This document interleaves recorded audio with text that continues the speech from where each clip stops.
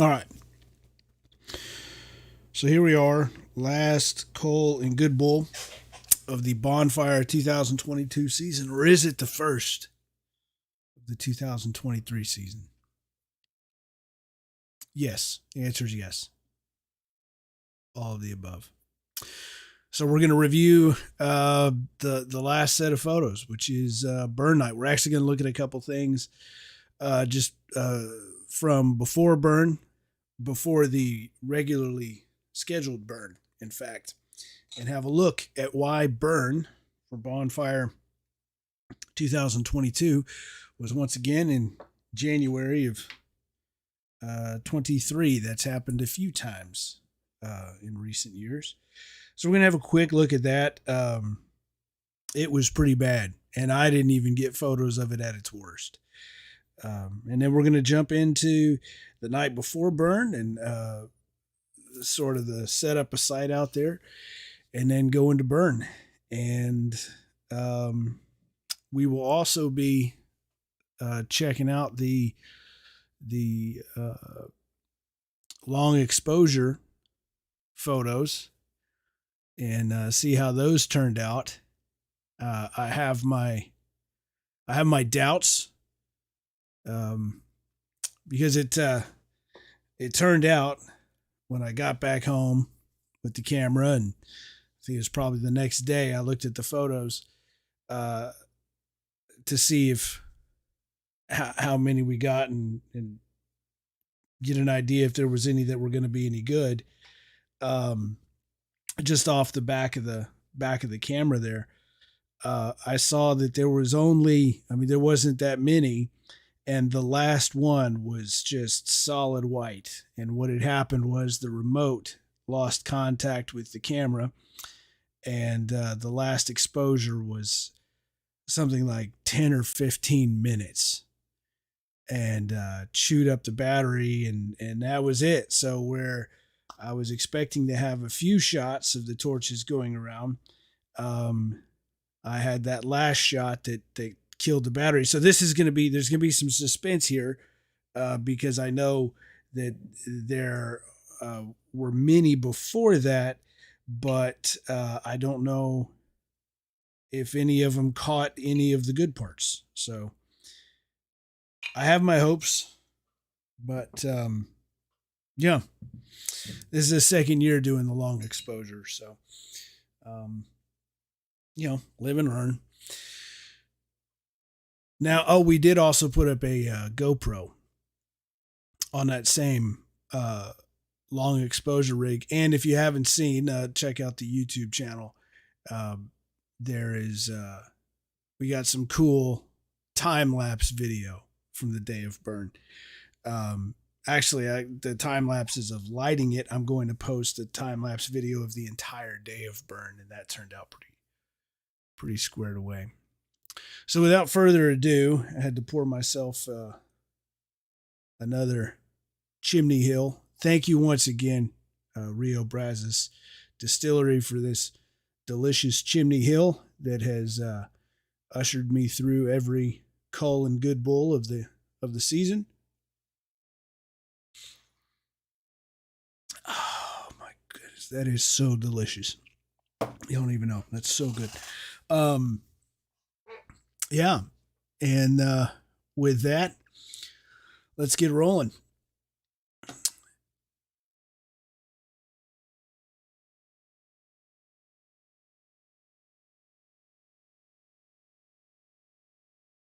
There we go.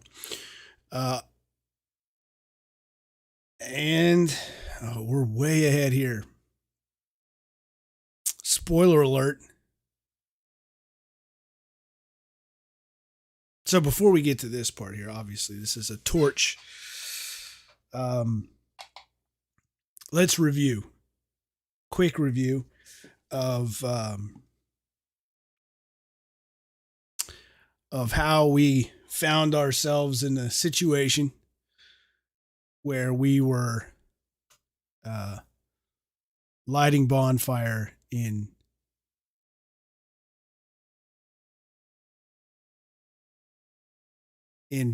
January of 2023. Um,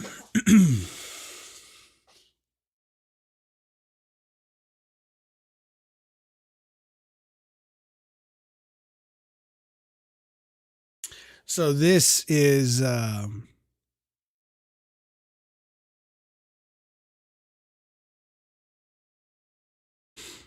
obviously this is here we go. Now we're back. This is a couple days before, 2 days before the regularly scheduled burn, I believe. What was it? This is the 22nd. Here's when this photo was taken. When burn was scheduled for the 24th. Um, and so this is Batten Drilling coming out to set the outhouse, which they have generously done for years, as long as anybody can remember, not just um, off campus, but for years. Yeah, the 22nd, that was Tuesday. So 3 days before burn, originally scheduled. So this is the road that the students used throughout Stack, the road that was intended to be used for burn night, and it's already shredded. Um, the truck had to drive through the pasture to get through, and it got sketchy a few times already just trying to get to perimeter to set the outhouse. Um,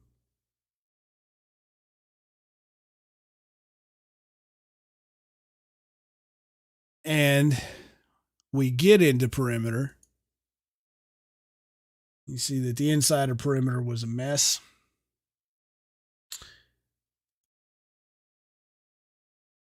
And this 4-axle all wheel drive truck that's used to working in tough conditions, it had to be pulled out by the tractor.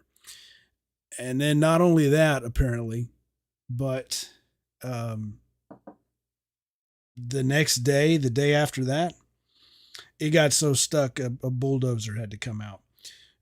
It got stuck on its way back out of the property again. So, if there are questions about the conditions before burn, um, this is how it was, and it got worse. And that's saying nothing of the pastures and fields out here that the cars were supposed to be parked in. Uh, but they made a valiant attempt, and they did what they had to do and postponed and had a stack decorating event and lit stack up for everybody who's going to be left behind to guard it, and then guarded stack all over the holidays, ultimately getting us to burn night, January 21st. And here I'm setting up the long exposure rig the night before burn. So to triangulate here, this is the trailer that the Green Pot set up at. The Green Pot trailer is at the old site up the road, also stuck in the mud. So they set up impromptu this flatbed trailer for the shirts. I guess this would be the south east corner. And so I'm just trying to get the framing right and dialed in. And this is the night before, but trying to get the exposures and everything. And then I'm going to leave the bracketing up there, the rigging up there. I'm going to take the camera back with me. And then the next day I can just come up and slip the camera into the bracket, and all the framing will be right, and I'll have the exposures figured out, and that's the plan. This is from the ground on my way out. And so now here we are to what everybody's been waiting for. This is the day of burn.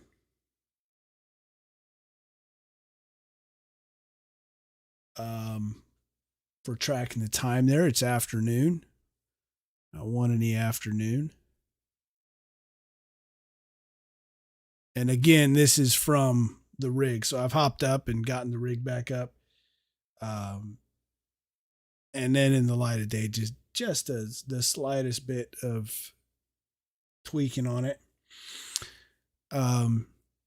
We've got the truck here. We're going to see this truck in action, pumping diesel to soak stack. See the green setting up in the background. So at this point, the gates have already opened. And people are starting to come in. Obviously, we've jumped a little bit ahead in time from those first shots. We're now almost at 4 o'clock. They've got the truck running and they're starting to soak. Again, from the long exposure rig.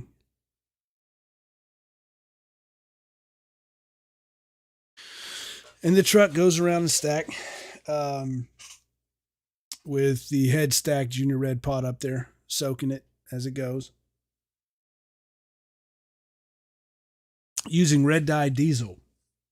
Jet fuel. Pure, unadulterated jet fuel. Because that's what we use. It's jet fuel. But never minding that I didn't know this until recently, but apparently the energy density of red dye diesel is greater than jet fuel. There's more energy in the same volume of red dye diesel than there is in jet fuel. So, but anyway, jet fuel is what we use totally. So spraying.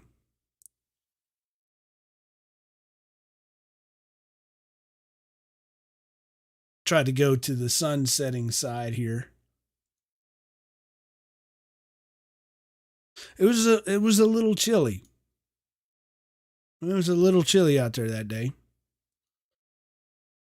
If you weren't out there, keep an eye on this this spray tip here. That's going to come into play later.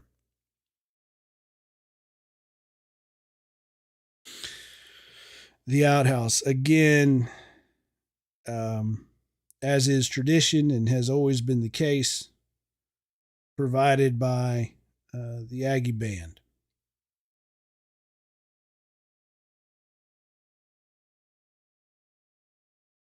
Now, a story I might have told it on one of these before. I know I've certainly told it in person before, but when we first started stacking again off campus, we went to the Aggie Band in 03 for that first stack off campus, and consulted with them on if they were still doing the outhouse, and of course absolutely we're doing the outhouse. And we asked them, well, so I guess you have a plan, you guys have plans that you pass down or something? And they said oh yeah, we got plans, no problem. And they showed up shortly before burn, and you know what, turns out they did have plans. They absolutely had plans for an outhouse that would go on top of a 75-foot tall bonfire stack. And the top of this inner tier, again, all the logs touching the ground, is now and was in 2003 32 feet. So that year it sort of looked like an outhouse with a bonfire under it. But that's all right. They figured it out pretty quick afterwards. The photos have begun. There's the long exposure rig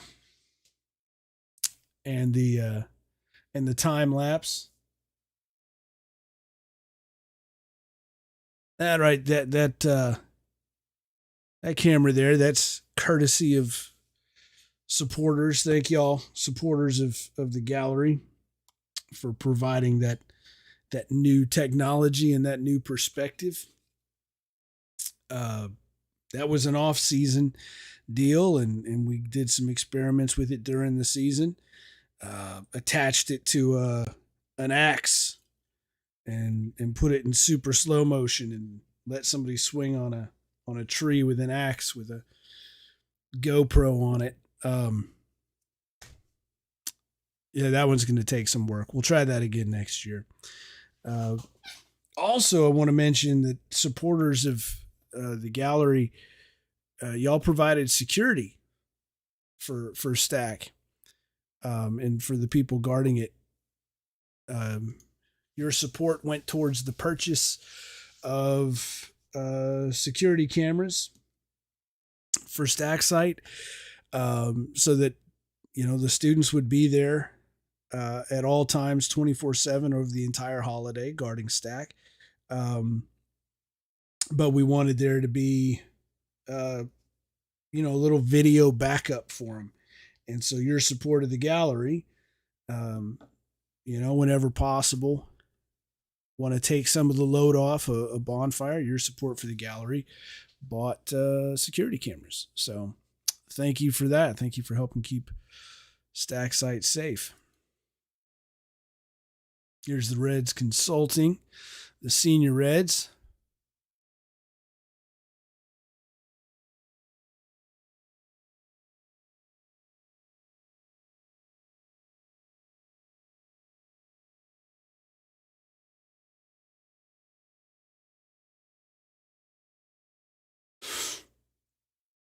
Here's one of the juniors. Well, no, those are clearly what's in focus. There is the porta cans. There he is. There's one of the, and I say junior at this point. They were seniors. Um, so they didn't have to drag on being juniors during that whole intervening period. They were seniors after the last shift and everything. But they're able to they were able to go back to having fun, and that's good. Another angle on the outhouse, green pot log there.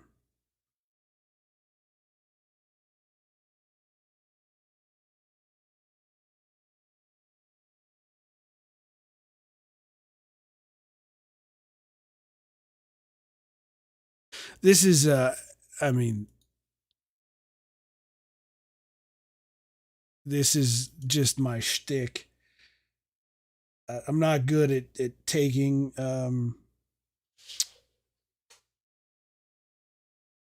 staged or posed photos. I don't do that very often. But what I do all the time is take photos of somebody having their photo taken. That is totally my shtick. Shamelessly, I do that all the time.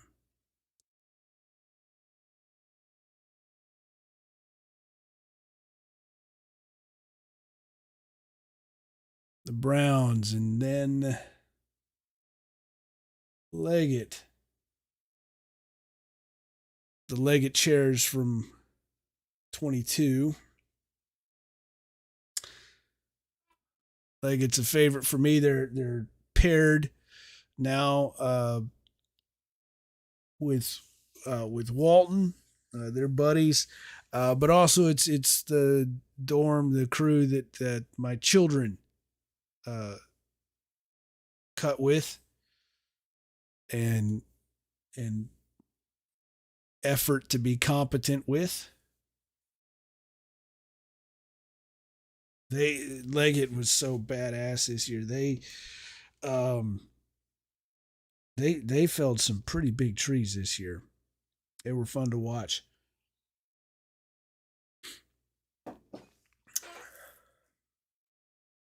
There it is. I told you I do it all the time. This is actually a photo of brown pots being brown pots, which I think I'm gonna keep that one.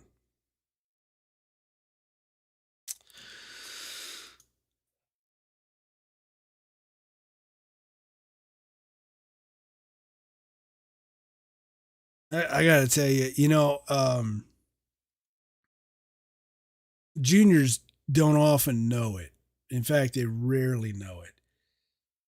But in fact, they believe the opposite often throughout their entire junior experience. But the fact of the matter is, uh, and I say this every year at some point, especially when things get real hard, uh, juniors often don't get the impression that the seniors uh, are as interested in uh, them as people as the seniors actually are. Right? I'm trying to find a way to say the seniors can be kind of rough. I guess it's just like any parent and their kid. I'm sure my kids wonder if I'm just a meanie, um, but the fact of the matter always is that the seniors are always paying close attention to and admiring of their boys. Uh, and Wyatt Smith here, uh, standing with Sean, was a bit of an exception in that he shamelessly had no problem being very clear about the fact that he was focused and interested in his boys. I think he was the most overtly, "Hey, I'm here for you. Let me help you." Uh, uh, Seniors out there. I mean, all seniors, like I said, are interested in the success of the juniors and bringing them up and developing them, but it often ends up feeling a bit like a footprints in the sand situation sometimes for the juniors. But that was uh, why it was. I'm going to remember many things about Wyatt, but one of the things I'm definitely going to remember is just how overtly, "Hey, what do you need? How are you doing? You're doing great." All this. Um, it was cool to see. Uh, Here's Sean helping his buddy down or up,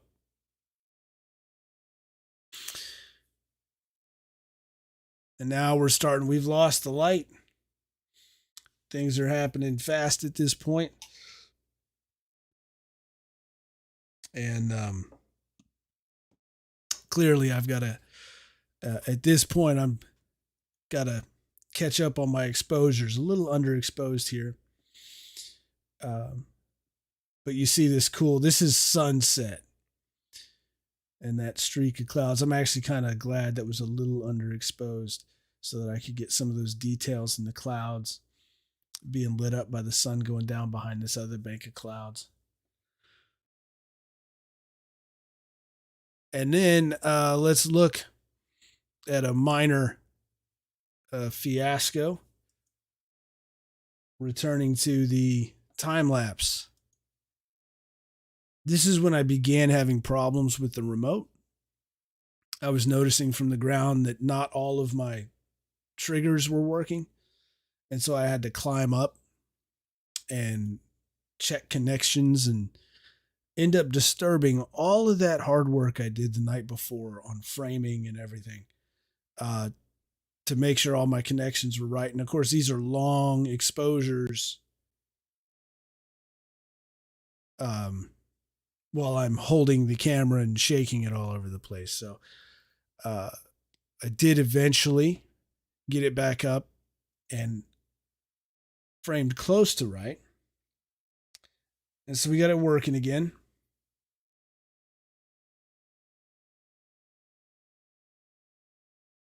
This is that long exposure rig again.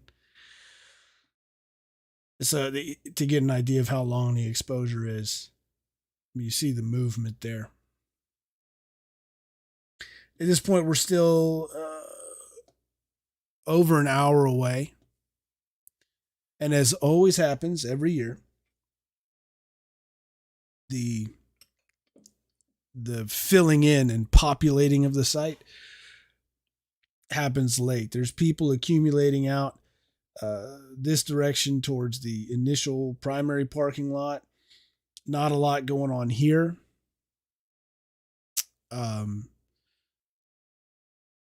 But we'll see that fill in substantially. Again, as is always the case, it's what's the Aggies are pressure actuated, as I have been described. You got the whole day to get out there, and 90% of the people show up towards the end. So I took a little walk out with my daughter. She wanted to get something from the car. She picked a nervous time to ask me because we were starting to get things ready inside perimeter. More and more action all the time inside of perimeter. But she wanted to take a walk, and so we did. It's a nice chance to get a view of a little slice of the cars and Stackway out there. This one's for Nick. There he is with one of the Yell Eaters who paid a visit.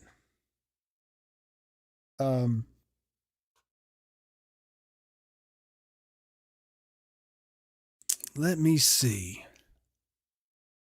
Oh, I know where this photo is. I know exactly where this photo is. Hang with me here. We're going to run to the Instagram and look at one of the most talked about photos that I've taken in recent memory.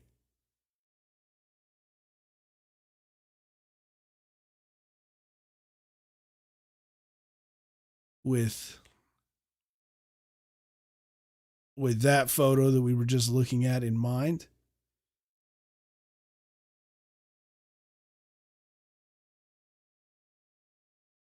Here we go. From the Instagram.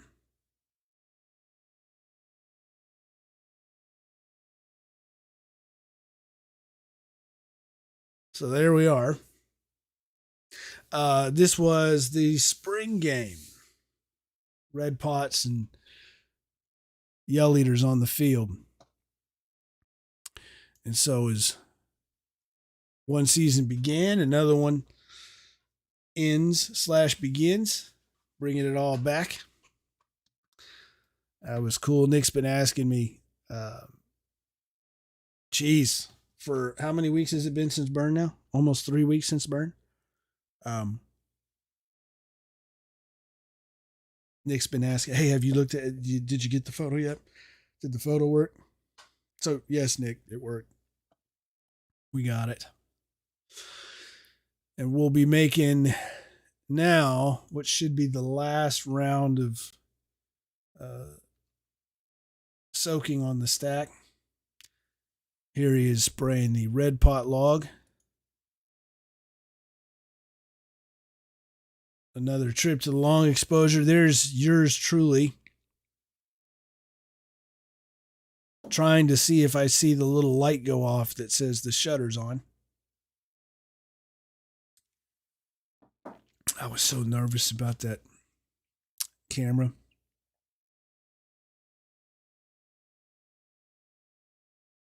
More long exposure stuff. Still, 30 minutes out. And here's where you see one of the things that happened on Burn Night for anybody who is wondering about traffic and whatnot. These cars here should not have been here. There should not have been any cars back here. There were lights that had been set up out this way to help people see while they were walking from back in these pastures here to stack site. But at a certain point, one car went past attendants, and then another car followed, and pretty soon a whole stream of cars was going through, and there had been a footbridge for pedestrians that had been put at the back of this gully ravine, to help people walk safely through this low spot to get up to stack site from back in these fields here. Well, it didn't take very long at all before the cars that followed the walking lights broke the bridge at the bottom of the ravine. So, hindsight being 2020, I guess signage or something. I don't know. But yeah, I was down on the ground and I heard stories of oh no, cars have gone through and past the attendants and are driving through the ravine and cutting into the back of stack. And this was the first that I actually saw that, because I was down on the ground inside perimeter. And I believe this is when they finally caught him and were turning him around. That was not pleasant, especially for the burn night committee, who was hard at work trying to salvage that and get people safely out of here, which took a lot of people away from governing the parking out this way. A lot of people had to come back here and deal with this, which made this out here, way out in these fields, get messy. So, it happens until we buy these Aggies a big, beautiful piece of land that they can engineer and bulldoze and grade and put material on and the whole 9 yards. Until that happens, we're going to have situations like this. And the students are going to do the best they can. And, former students, we can help them. And, stay tuned. Stay tuned in the coming months as we roll out. And I say we former students who love and support Bonfire, as we roll out some pretty cool plans on what we're going to do to help these Aggies out. Now, I told you earlier, keep your eye on the tip of that hose, because ultimately this happened. Something popped loose and made a bit of a scene.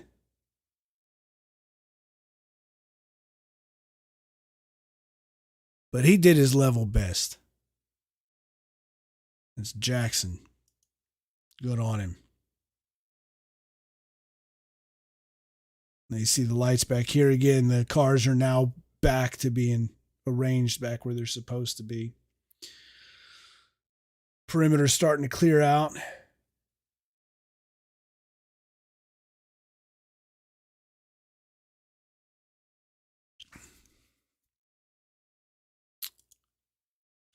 And so begins what apparently has become a tradition.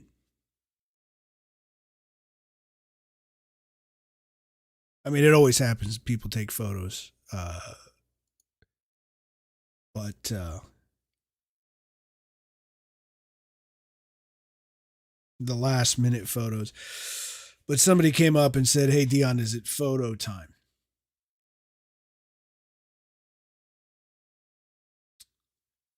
Give it a few more years and there will be officially this is the time for photos. Almost ceremonially, right? Here's the Reds.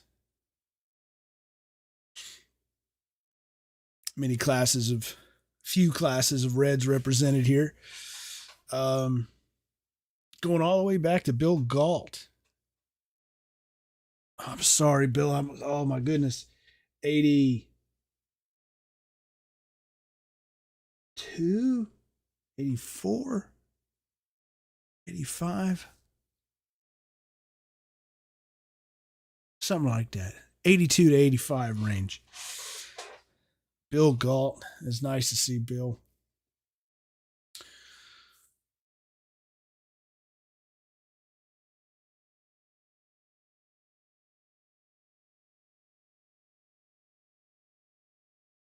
And I believe it was right after this one. I ran in real quick and got in on that. Greens did their photos.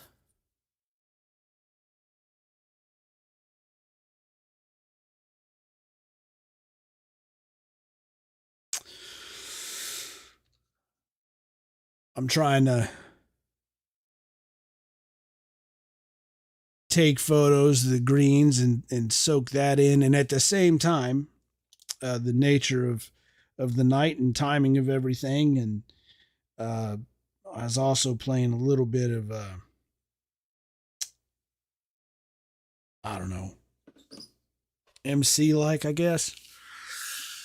And we're working with TexAgs and getting the live stream, and they're ready for the live stream. And here it is, 8:15, and hey, when are we going to start? And which is a damn good question. And so we're trying to get all the balls rolling, but I'm trying to soak it up. We need a shepherd, so I can be the one that somebody's saying, "Hey, Dion, come on, move along. We gotta move on," because I'm so bad at saying, "Hey, we gotta start." But we did start. Here's Nick. Nick's a great speaker. Nick ran for student body president, in fact, and the articles that you would see in the battalion over and again would talk about another win for Nick Zhang in the debates.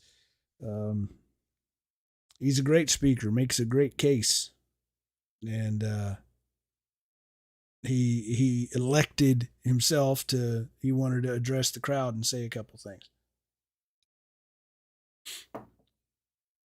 So he did, and it was good. And I certainly heard from people afterwards about what they thought about Nick speaking. Did a great job. Um,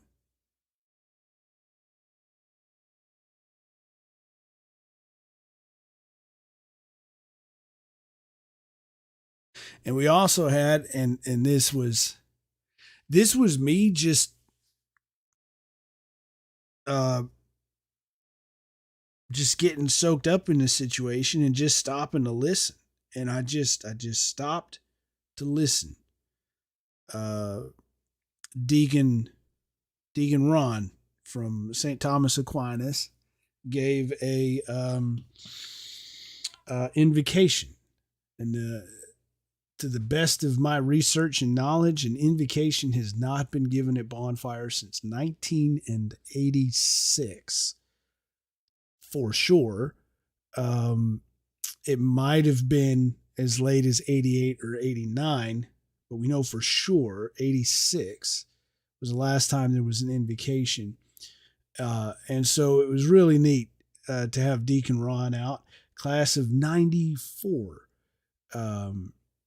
And he gave a really, really great invocation. And like I say, this is just, there's a reason why if you're doing real like news photography, it's probably best not to have somebody who's connected to it, because I just put my camera down and listened, and God, he did a great job. And so thank you to Deacon Ron. Another great contribution and motivating, and just it was awesome.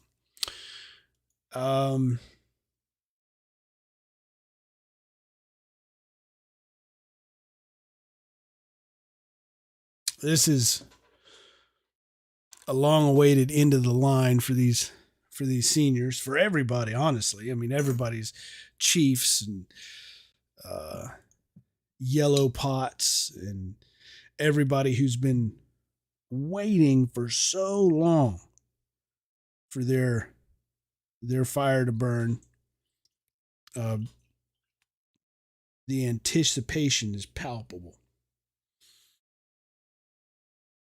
Funny story. I'm not gonna uh, put their business out personally in front of the wide world here, um, but uh, I will anonymize it and just say somebody in this photo got their axe handle back for the first time in 2 months on this night, on burn night.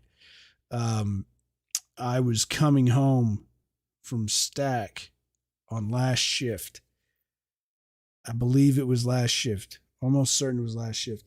Uh, was coming home and it was unpleasant. It was not a nice night, whatever night it was. And found an axe handle on the feeder road about to get onto the highway. So I grabbed the axe handle and messaged everybody. I've got an axe handle and here's my number to whoever, give it to whoever it belongs to. And I only saw this person in person on burn night and asked this person, "Hey, you missing something?" And yeah. So they have it, and I'm trying hard to anonymize, but that was nice. This individual was an extra happy camper on burn night. As the Browns getting tight, with the baby Browns in the background. That's who you see standing up there. They're standing up on top of a log. One last long exposure before it all begins. And so here we are in the dark. This is one of the things that over years, 13 years at one site, 12 of those years, I was taking photos. I got to a point after all those years that I knew where to stand to get this shot of juniors together with the stack in the background and just where the light would be and everything. And obviously the light conditions have changed because this shot it just doesn't work anymore. So this is me giving up on that shot.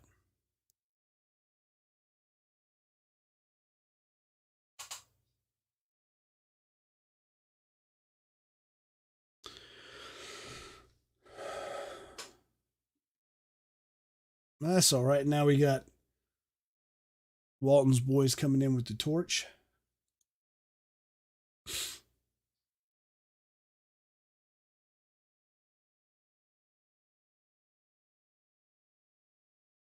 Supported by Walton behind them.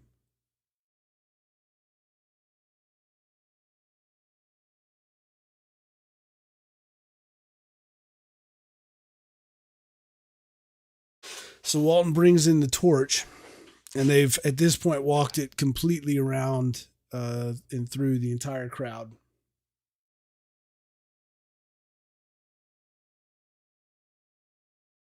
Going back to see which one of these works.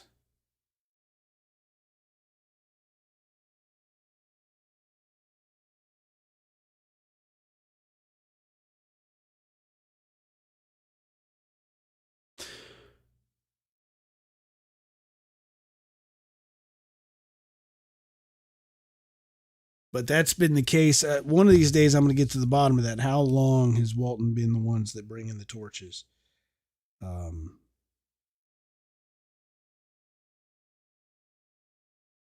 In any event, they still do, and they have for as long as most people remember. And they pass the torch off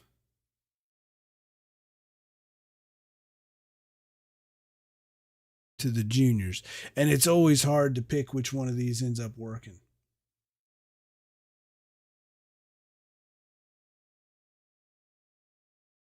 Now the torches are passed, and the juniors bring the torches in.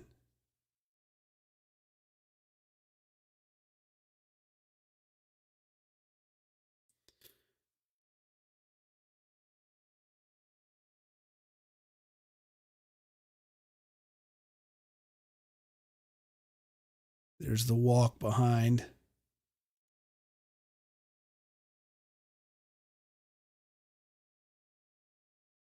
At that point, the torches are passed to the seniors.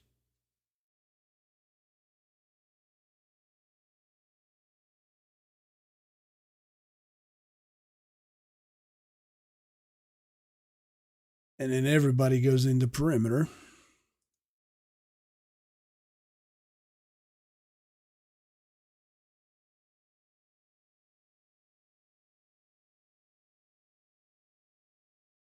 The first laps.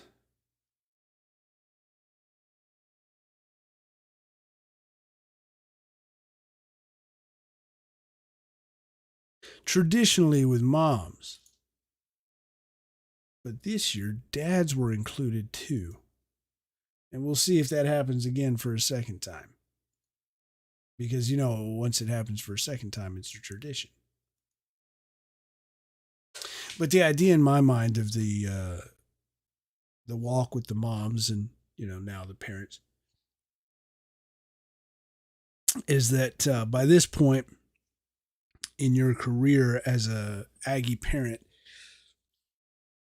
your Aggie has given up everything for their freshman year when they did enough and learned enough to gain the opportunity to be a crew leader in their sophomore year, and did enough and learned enough, improved enough to get the opportunity to be a junior red pod in their junior year, and then again graduated to senior red pod. And so there's 4 years that your Aggie has not been available in the fall, as a freshman, not been available in the spring,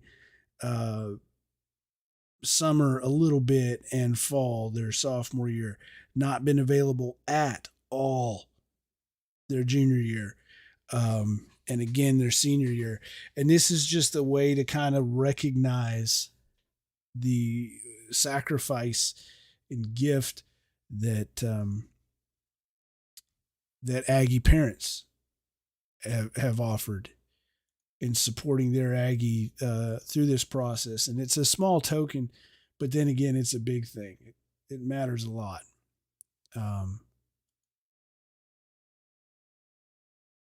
It matters a lot to these families to have this chance. So it's a great gesture, and one of my favorite practices.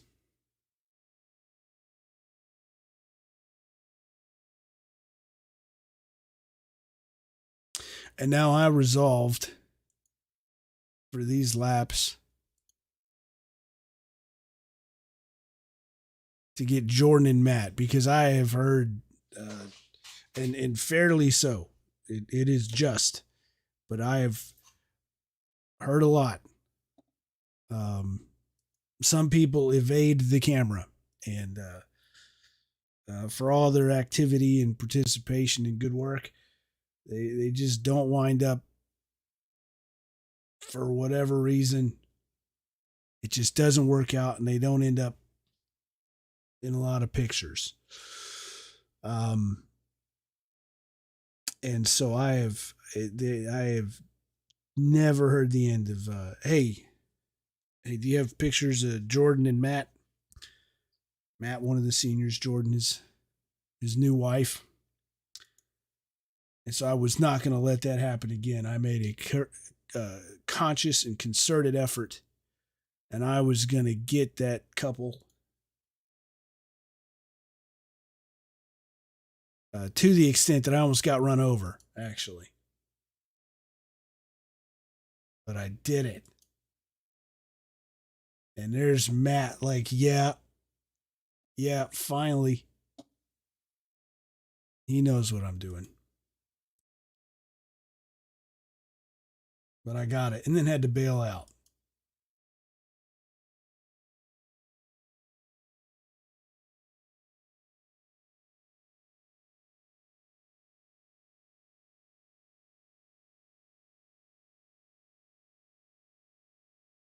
And now this is it. The last lap together as buddies and fathers and sons.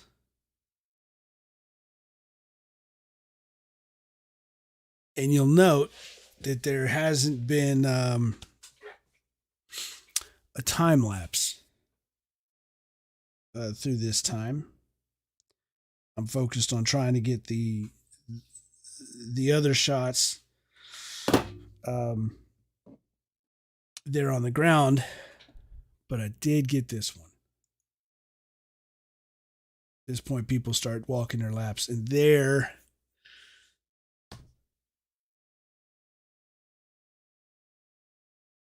Yeah, this is red ass. This is freaking red ass. I don't care if this is the only one I got. This is red ass. Okay. So there it is. There's a long exposure of what would be the tail end of the laps there, but the times are synced up between the two cameras. So,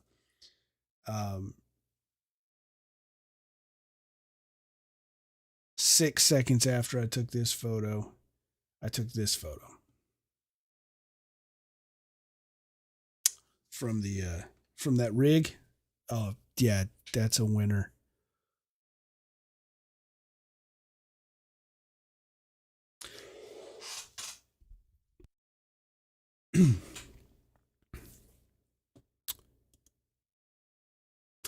So this is the seniors and juniors finishing their laps with the torches.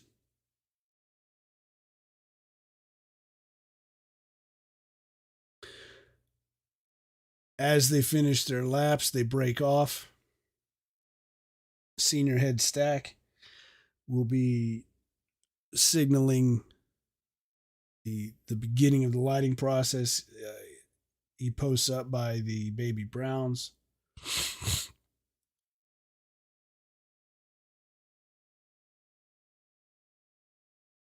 I try and figure out my exposures. And then once everybody's in position, posted up and ready and gives a signal that they are ready, then head stack twirls his torch. And in twirling his torch, that twirling is conveyed around the stack. So he twirls his torch once, and everybody twirls their torch, indicating that they are ready to roll forward. And he gives the torch another couple twirls, and everybody goes up to the stack together. It's very important that everyone goes up together. You can't have somebody coming up to light it after it's already been lit. You want it lit evenly all the way around, and for safety's sake, you want everybody to be lighting an unlit stack. And so that's why everybody's got to go up together, same time. And we're off.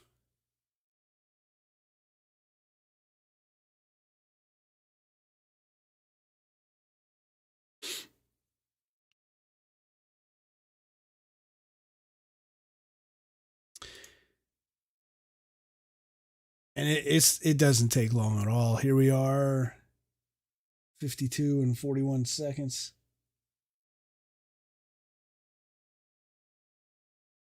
7 seconds later.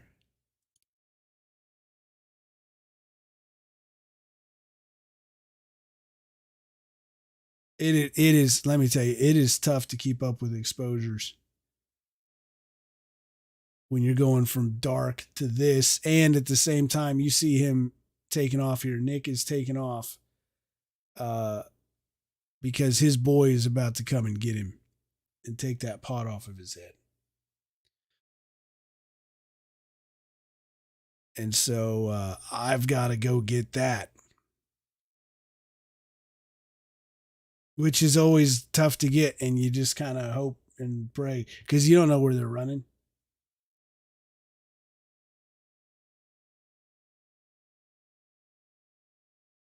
This is always chaos.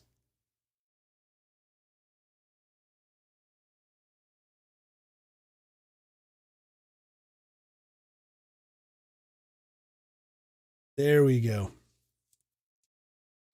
He's caught him. Um, and this is always such a great scene. He's caught him. He's taking the pot. The pot is his now. And there's that moment that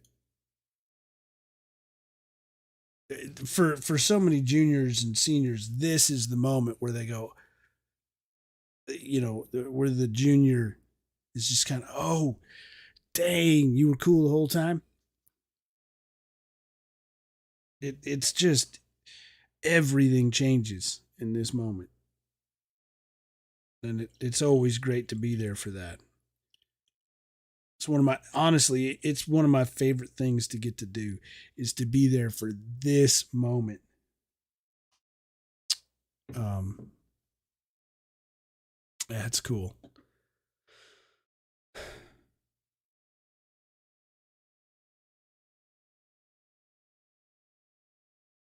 And it got hot in a hurry.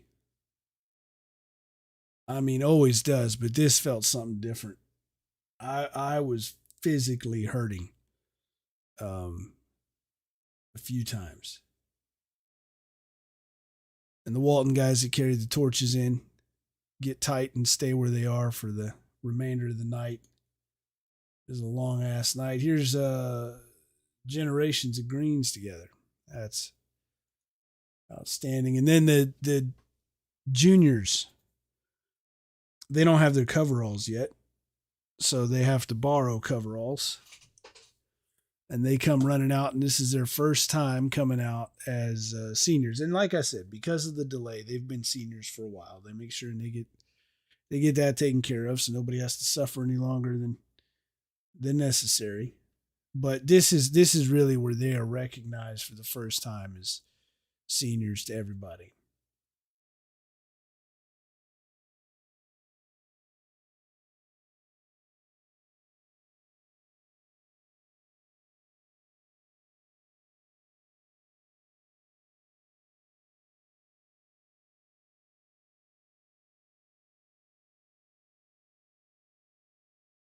That's such a great deal.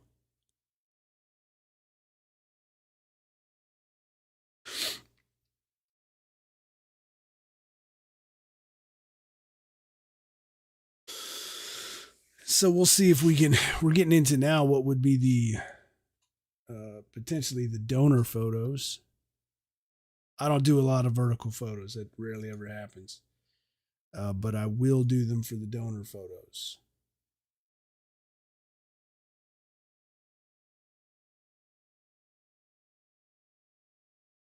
And the donor photos, these are going to be the photos that you see at businesses around town. And I mean, hell, these photos are sent to donors around the country.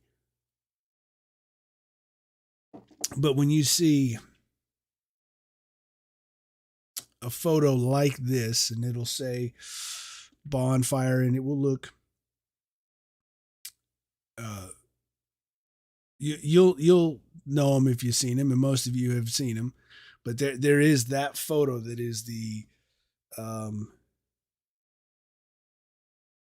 the bonfire donor photo, and everybody looks at it and goes, "Yep, that's that." Um, I've been taking those since 2010. but that photo has been a thing since the 80s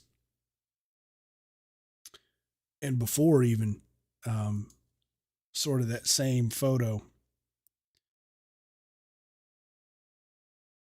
Oh yeah, that'll do. Little tough to get the right exposure with so much light coming from behind, but I think we make our point here.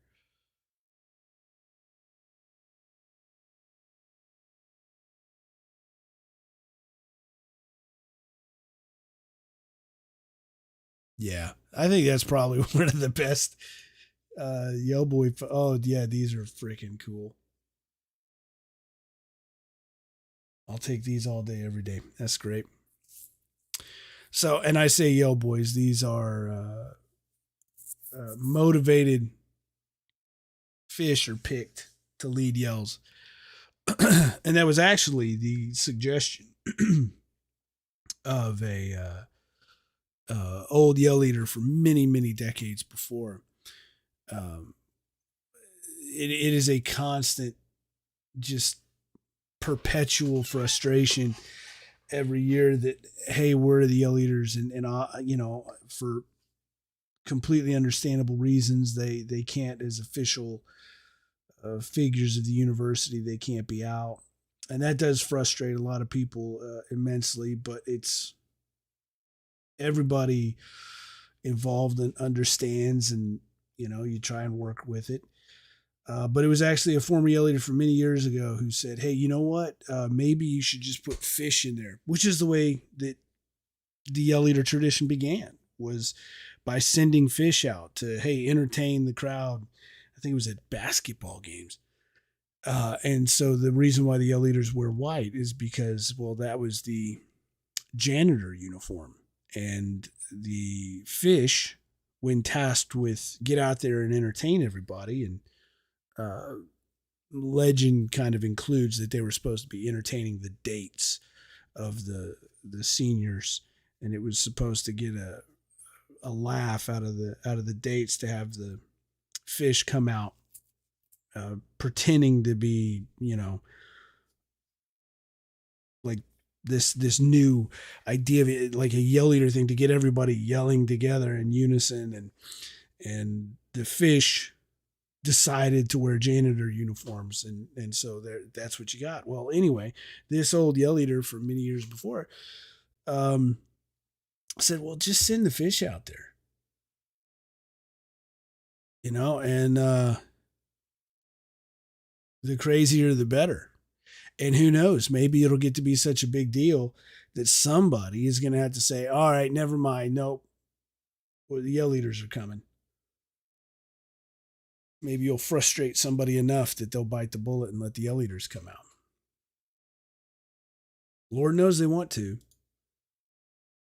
2004, we had the recently retired yell leaders. And in the fall of 2004, burn of 2004, we had the boys who had been yell leaders in the spring of 2004 and graduated, or at least moved into their fifth year senior year.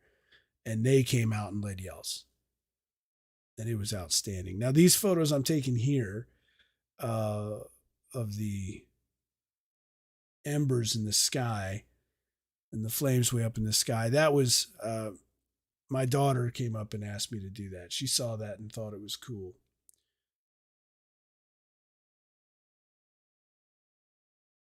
This was a neat scene. I appreciated this. Um, that's a notebook that the seniors kept of mistakes, and they burned it, and that was cool because it's over now.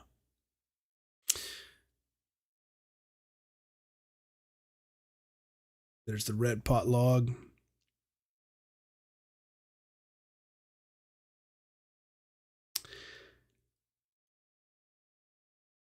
And the outhouse, you see the outhouse, it started to fall. One wall really uh, was given in, and it got a little dicey in there. So, again, completely violating the norms of unbiased uh, quote documentary photography of staying out of the situation. Like hell, I'm going to stay out of the situation, right? Uh, once the diesel is burned off and it's just the logs burning, and that heat is not so brutal. Um, well, at a certain point, um, people start trying to get in and get closer. And so we had a situation where the outhouse it was falling in weird ways and dropping pieces in weird ways. And so I'm trying to take photos of the outhouse doing what it's doing here, and at the same time trying to do crowd control. But ultimately, there we go. There's the outhouse falling. And I'm telling you, I got so lucky this year because, I don't know, 3 years in a row at just the absolute worst time possible. When I'm trying to focus on, hey, the outhouse is going to go, it's going to go. And I'm not faulting anybody. Whatever, but it's 3 years dumb luck. Right at the time the outhouse goes, somebody comes up and has a question or wants to talk about something or saw something or just is excited and motivated, and they just want whatever. And God bless them, and I'm excited and motivated too. But for 3 years I missed the freaking outhouse coming down. And in the moment I try not to be like, are you kidding me? But this time I actually got it.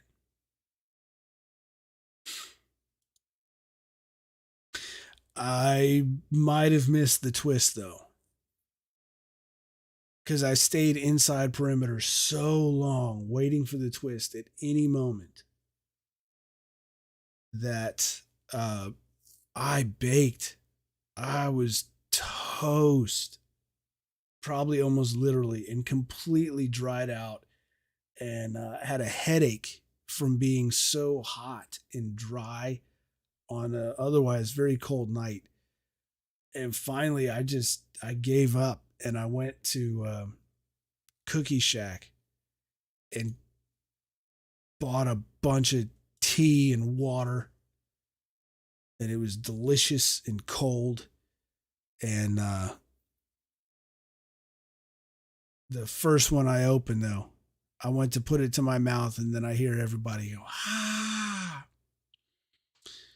And I looked up, and it was starting to twist. So I threw my first tea on the ground, and I think I still missed the twist anyway. So, frick. Now, this is cool. I always love to see this. It's so illustrative of the detail and work literally in a bonfire. This is one of the windle sticks here, and you see glowing hot. This is the wire.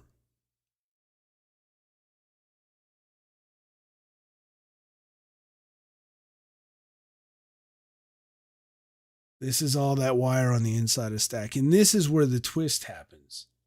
This is what causes the twist. So as you see here, all this wire is loose. But look at the space between the windle stick and this tier of logs. And then if you go back and look here, look at how much things are already leaning in, right?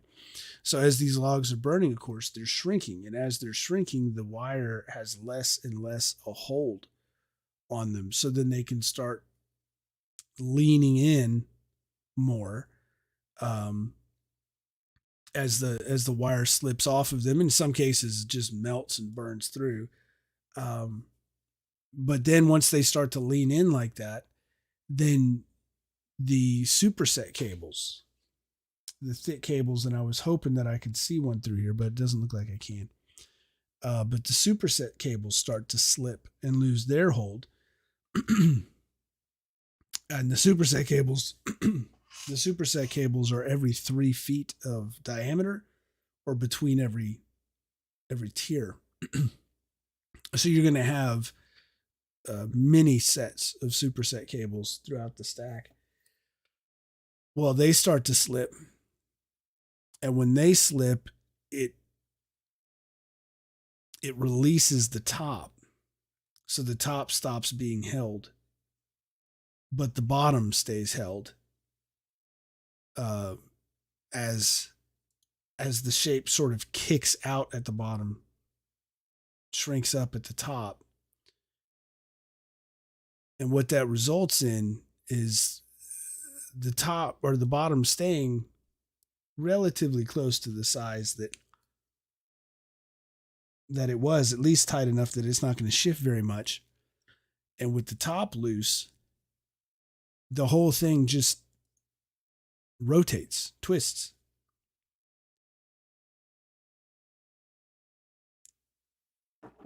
And it was a surprising behavior that I don't think anybody expected. A bonfire. I know. I I don't know anybody who said, "Yep, that we saw that coming." When it twisted, people went, "Holy crap, what's that?" And then it happened again and again and again. And you realize, oh, this is what happens with our construction. And so this is where I went to get the freaking tea. Oh, frick.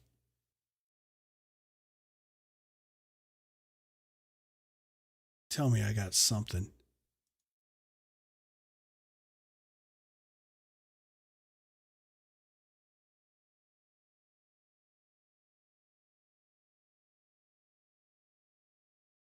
There, that'll work.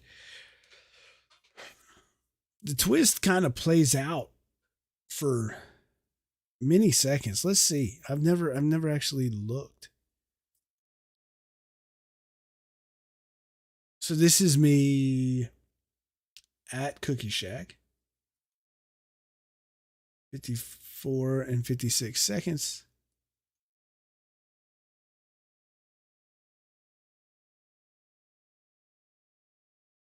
"20 seconds later." So here's where it is now, 20 seconds later.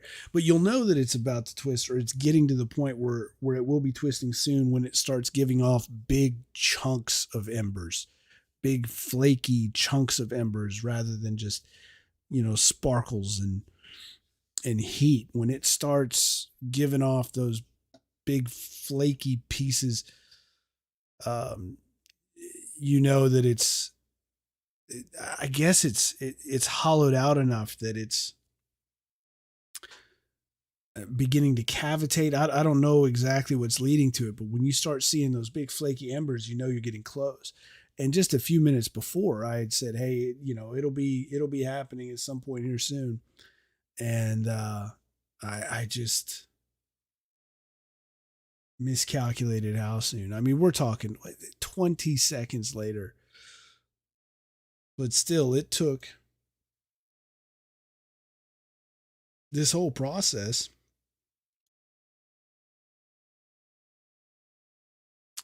55 and 21 seconds.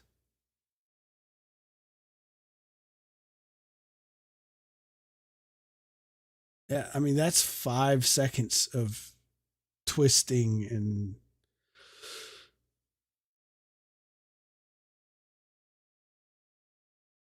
that's what you're left with. That's the coolest damn thing. All that hard work. As part of the Perimeter Fires podcast, um, I'm going to be reaching out to and speaking with, hopefully that's the plan, a Buddhist practiced in the discipline of the sand art, um, which I find fascinating. This practice of building these brilliant,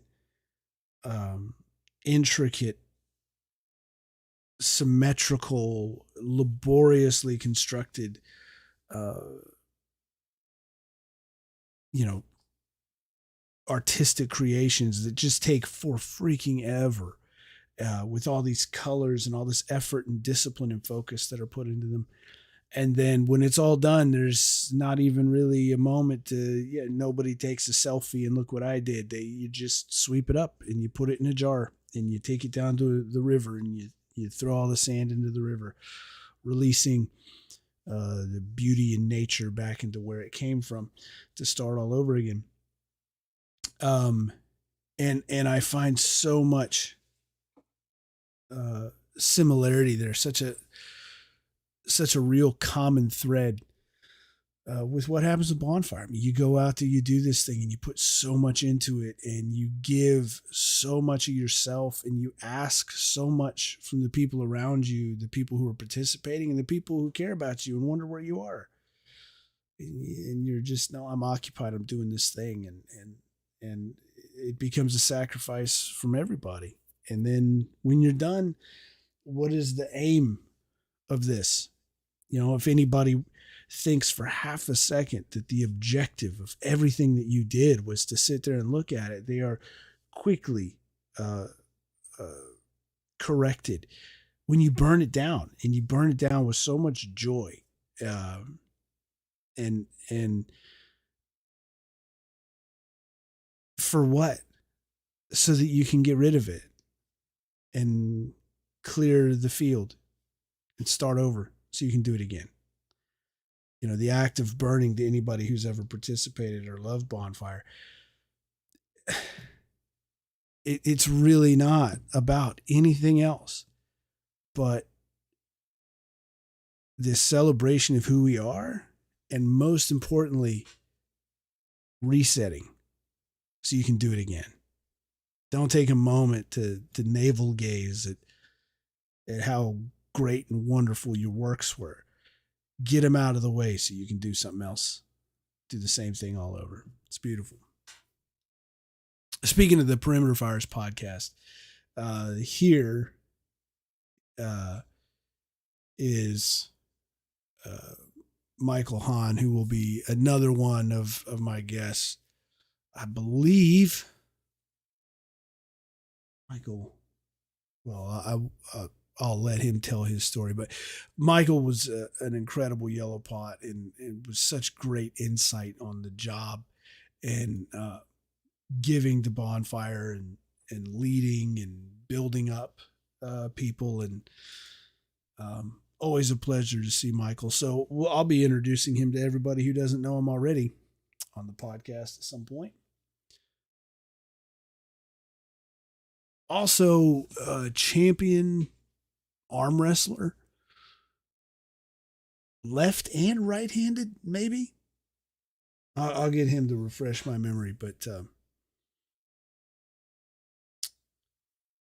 absolute beast. At this point, the fog started rolling in. That's how the night ended. Close encounters of the red ass kind, everybody walking back out to their cars.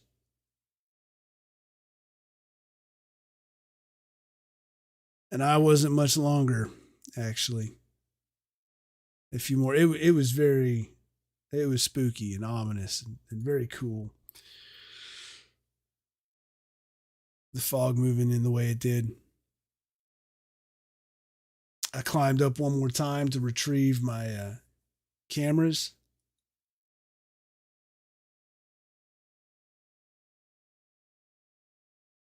And from there, at that point, after the twist, people can start walking their laps around the stack. It's the twist you're waiting for to make sure that it doesn't fall or lean. And so once it's twisted, and you know what its flammable perimeter is going to be, then people can walk their laps.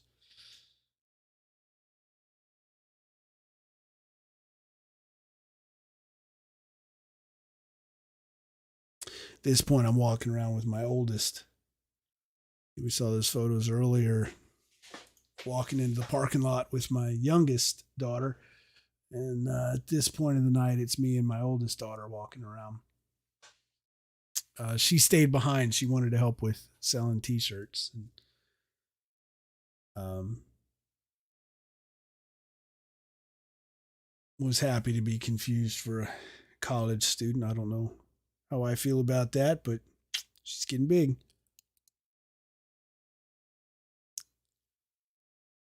There you see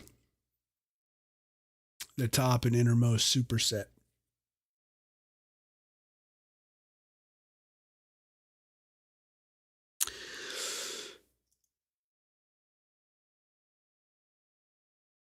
And there it is. There it is, Aggies. The last Cull and Good Bull of the 22 season. Um, also, the first of the 2023 season. Everybody's already hard at work. The new junior red pots are selected. The newly minted senior red pots are beginning their work. Baby browns, baby greens, Chiefs, new boys in some cases. Uh, all the new picks for all of the crews are getting ready for their spring cleanup. Butt pots are being selected for the core outfits. Spring cleanup begins, geez, before burn this year because of the delay. So everybody's already hard at it, and they have been. I mean, heck, they were at it the next day, cleaning up site. Um, Pulling out logs,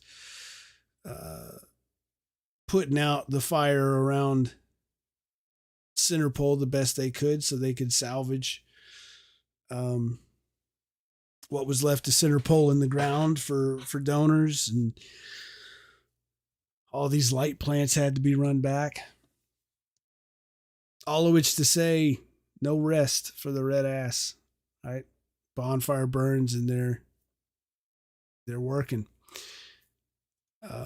So it's going to be an outstanding year. I'm looking forward to seeing what they can do and sharing it with you, of course. So follow the gallery here on the YouTube, on Instagram, Facebook. Stay tuned for Perimeter Fires, which will start kicking off again in earnest with the great lineup that I'm motivated to share with you. And then, Bay Area. I will be at the Bay Area A&M Club this Aggie muster as their muster speaker. Honored to have the opportunity to do that. I spoke at a luncheon at Bay Area some years ago, and I'm looking forward to going back, and glad that they'll have me. Look for bonfire motivators at your local muster. There's going to be the red pots and greens and browns are going to be at musters all over, and say howdy, thank them for bonfire, and they're getting another one ready for you. So that's it, Aggies. Outstanding season. I'm proud to have the opportunity to share it with you. I'm proud that you take the time to enjoy it. And I look forward to seeing you. Bonfire 2023. Gig 'em. Build the hell out of bonfire, Aggies.